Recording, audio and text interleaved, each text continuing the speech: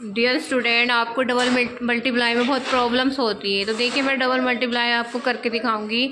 तो यहाँ जो है ये 2 4 3 है, टेबल है आपका 5 का और 4 का।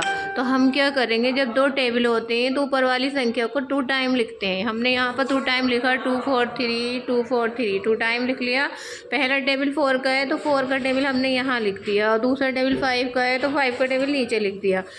ठीक है, समझ में आ रहा है। उसके बाद 4 3 से क्या होते हैं, 12 होता है। तो 12 को हमने नीचे लिखा, 12 का 2 लिखा, हासिल हो गया 1। अब हम 4 का टेबल 4 टाइम पढ़ेंगे तो 4 4 जा 16 होता है। 16 और 1 को जोड़ा तो 17 हुआ, 17 का आ गया 7, हासिल गया ऊपर यहाँ 1।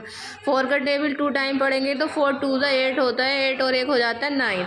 अब नीचे आ जाइए, 5 का टेबल 3 टाइम पढ़ेंगे तो हम 5 3 जा होता है 15, 15 का 5 लिख दिया, हासिल लगा 1 जो कि ऊपर चला गया 4 को। 5 का टेबल 4 बार पढ़ेंगे तो 5 4 जा 20 होता है, 20 और 1 हो गया 21, 21 का 1 लिख दिया, हासिल लगा 2। आगे की संख्या हमेशा याद रखना हासिल होती है, जैसे कि ये हमने लिखा 21, तो राइट हैंड की संख्या जो है वो 1 नीचे आएगा और आगे का जो है ये हासिल होगा। ओके, तो ये 2 इधर आ गया है। 5 का टेबल 2 टाइम पढ़ा, 5 2 जा 10 होता है, 10 और 2 हो गया 12। अब इधर आ जाइए। अब यहाँ हम क्या करते हैं, 4 के टेबल से जो मल्टीप्लाई होकर आया है वो यहाँ आया है 972। ओके, तो इसको हम यहाँ लिख देंगे 972।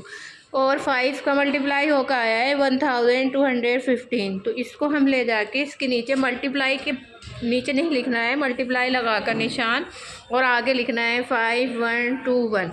अब इसका क्या करना होता है, प्लस करना होता है। यहाँ हमने 2 डाला, फिर 7 और 5 का हो जाता है 12। 12 का 2 जो है वो यहाँ लिख दिया, हासिल यहाँ रख दिया हमने अलग को।